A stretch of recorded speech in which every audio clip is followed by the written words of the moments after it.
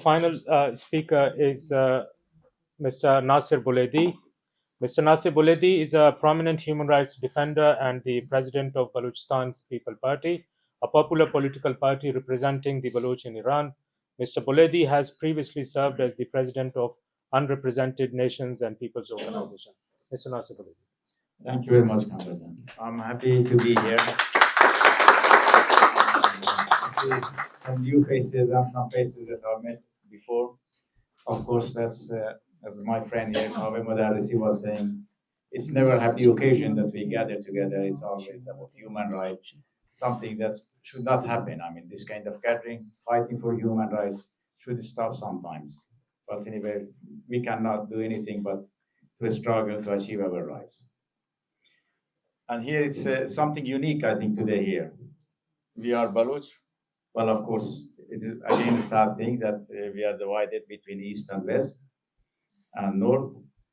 But then we are sitting in a forum where there is from our Sindhi community, Sindhi brothers, which we have a very good relationship historically. And sometimes I think I'm not wrong if we say we consider each other the same nation, Sindh and Baloch, and this is always have been. Even we are from the western other side of Balochistan, but we, from our childhood, knows that we are very close to the Sindhi people, and there always have been a home for us Baloch, Sindh too. So Sindh always have been a homeland for us as a Baloch. And I would like to thank Mr. Lako also for helping always here. I think it's not first time; it's maybe third time that I'm here in the same forum here. And of course, we have here Mr. Momentous representing Democratic Party of Iran. Well, I myself, as from the Balochistan People's Party, we have, I think, the closest relationship with the Kurdistan Democratic Party. We work together, and I'm proud to say that when I was living in London some decades ago, I was working mostly with the Democratic Party and participating in their meeting as much as I could, and the demonstration, and any kind of organization that had here in Sweden, in Stockholm, before moving to Sweden. So I've known many before here, the Kurdish activists here, and that's what is. I have a good relationship. I know many of their leadership. That's why, because I've been working with them from the beginning, and I know them personally, and some of them are my friends. And I think that's something that you have in politics. Always, politics is about relationship, and that's very important that we have to keep doing this. And that's why I was saying here that we are all struggling for the same thing. We are asking for our self-determination.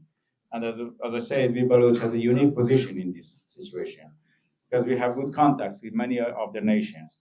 Sometimes people are being neighbor, have some problem with each other, but fortunately we have some very good relationship even with our neighbors and people far off. And the same thing as I was saying about the Sindh, it's the same relationship we have with our Kurdish friend. Even we are maybe geographically very far away, but we have been this connection between Baloch and Kurds always have been very strong. We, at least as I understood it in our region, we from the beginning knows that we Baloch and Kurds are brothers and sisters together. We are, of course, having the same faith. It makes us more united, and that's what we have to build in that situation. What I want to say about here, because in the Iranian situation, I'm sure all of you follow what's happening in Iran, and I will concentrate on the Baloch situation, what's happening there. As I was saying, that today is the International Human Rights Day. Yesterday was in the commemoration of genocide. And what we as statistics see in Iranian side of Balochistan, you could say there is a secret genocide going on. And it's not something new. It has been happening for centuries. But currently it's happening more systematic and it's widespread. Of course, having said genocide is very kind of a strong term in international law. It's not always easy to use it, but we could say that this comes within the crime against humanity, which is also the same thing, almost that the people, we Baloch are being killed there simply because sometimes we are Baloch. It's not only that we are political activists. It is not because we are against the government. It's simply because you are a Baloch. And it's something they have said. I mean, sometimes it's very difficult to say that this dictatorship, those dictators are not doing that one. There is no text, so there is no kind of expressed statement that they say we are going to destroy these people, the genocide, or we kill them, or we are just going to finish them. But in our Iranian case, we have this kind of thing. Of course, what's happening now in Islamic Republic of Iran, it was developed, it was somehow this politics was systematized during the Pahlavi regime, which was that we have to keep the Baloch disunited. It was expressed by the then foreign minister of the Iran. We have to keep them weak. And they used it because they said that the Baloch try one day to get their independence. And that's why we have to do this now. And they have said that even in Balochistan, it's the people of Baloch. Howeida was Iranian prime minister. He was, I think, more than 1 decade. As I remember, it's 13 years he was Iranian prime minister, and then he was the closest person to the Shah in his kind of court minister, as he was called, the Wazir Darbar. Once he was also asked about why you are not doing anything in Balochistan, what's will happen there. So it's a kind of things that has happened here, that they are living in an important geopolitical region. Why we should use this, they should be able to use this historical and geopolitical kind of event, that we should invest here, we should move them from here. Because for them, we Baloch are an irritation. They don't want us to be there. They only need Balochistan land, because as we know, the Balochistan is geopolitically very important because of the sea, because of the Macron sea, and that's what their interest is, not interested in the Baloch situation. And this policy has been implemented. When you go to Balochistan and you see how the education situation is, how the economy is, and physical insecurity, as Mr. Hossein was saying, that every day you hear there are 3-4 Balochis being killed, either being executed or being killed extrajudicially.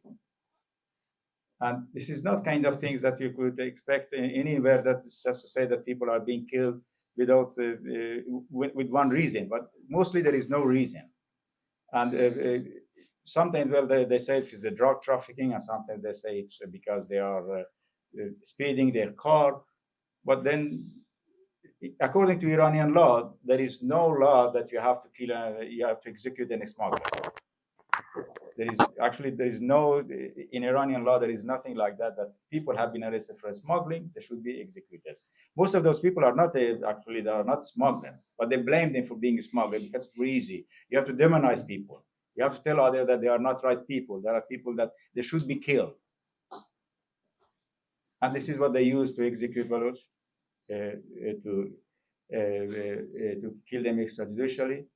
And this, I think, this is something that we have to work with. And I think we Baloch in Europe have an opportunity, as was saying that Mr. Hussein was saying, there's lots of young men here, and how that we get into the institutions in the Europe, as the other nations has done. We have to study. We have to go to the universities. We have to study law. Because, for instance, when I'm talking about the human right, I have not good understanding of the human right. I know because I've been working on that one all my life. But that's a different thing when you have gone to the school and you have studied law, international law, and what's happening.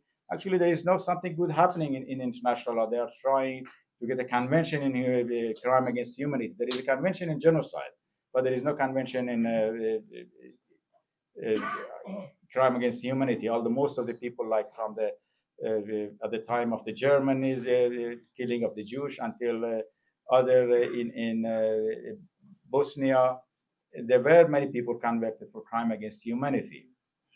It is because of the Rome Statute, but there is no convention, but they're working on that one. I think it's very important that people Baloch understand that. And I think the same thing happening on the other side of Balochistan.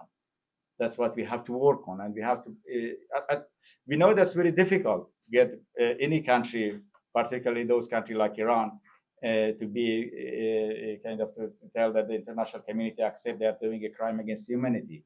But at least we have to make the case. We have to tell that one. And who knows, in international community, things can change always.